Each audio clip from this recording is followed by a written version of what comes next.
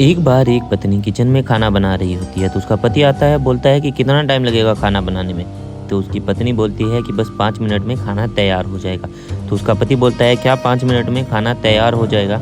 जब से तुमसे शादी हुई है ना तो तुमने मुझे खाना टाइम पे दिया है और ना ही खाना ढंग का दिया है। तो उसकी पत्नी बोलती है कि मैं खाना बना तो रही हूँ, मैं अभी ऑफिस से आई हूँ, मैंने बच्चों को संभाला है और फिर किचन के काम में लग गई।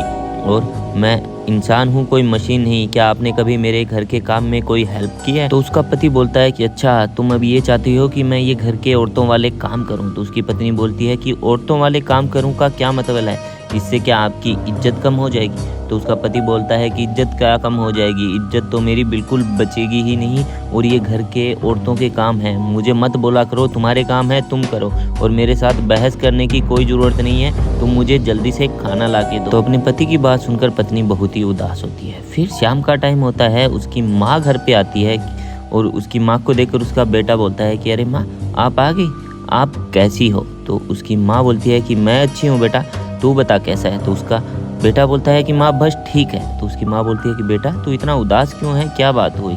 तो उसका बेटा बोलता है कि माँ, जब से मेरी कामना से शादी हुई है तब से मैं बिल्कुल भी खुश नहीं हूँ। ना तो ये मुझे माँ खाना टाइम पे देती है और ना ही खाना ढंग का देती है और ना ही इस घर की देखभाल करती है। जब आप थी तो आप मुझे 8 बजे ही खाना दे देती थी। अब तो इस घर में रहने सहने का कोई ढंग नहीं है, सारा काम बिगड़ा हुआ सा है और मूड पूरा दिन खराब रहता है। तो उसकी माँ बोलती है अच्छा ये बात है?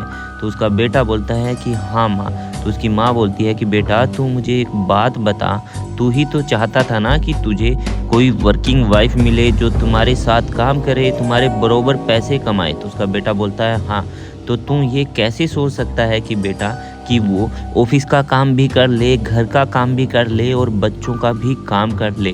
तुम्हारी भी तो कुछ जिम्मेदारी बनती है कि तुम अपनी पत्नी का हाथ बटाओ। वो अकेली ऑफिस भी जाती है, घर का काम भी करती है और तुम्हारा ध्यान भी रखती है।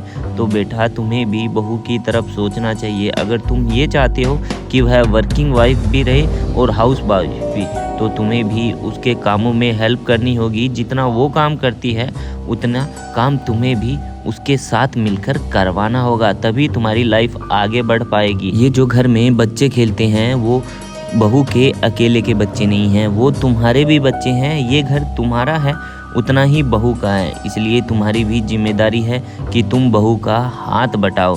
और ये अकेले कितना घर को संभालेगी, ये भी तो आखिर थक जाती है, इंसान ही है। तो उसका बेटा बोलता है कि हाँ माँ, अब मुझे समझ में आ गया कि आप मुझे क्या कहना चाह रही हो।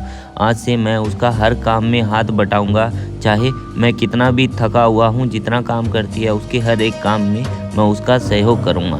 तो दोस्तों, इस वीडियो से हम आपको यही सीख देना चाहते हैं कि अगर आप अपनी पत्नी का ध्यान रखते हो, अगर वर्किंग वाइफ है आपकी, तो आपका भी फ़र्ज बनता है कि आप उसके काम में हाथ बटाएं। अगर वीडियो आपको पसंद आई हो तो वीडियो को लाइक शेयर कमेंट करें और पेज को फॉलो करें। Thank you.